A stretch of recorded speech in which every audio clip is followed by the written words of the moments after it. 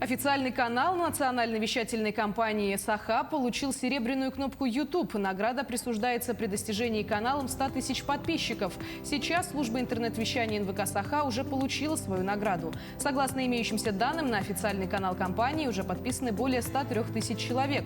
Ежедневно на канале размещается контент, в число которого входят как выпуски целых передач, так и отдельные сюжеты. Ну а также публикуются и другие интересные материалы.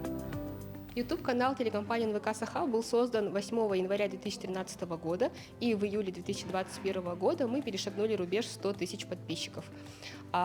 После всех проверок, обязательных для канала, как раз ко дню якутского телевидения, мы наконец получили эту прекрасную награду, серебряную кнопку.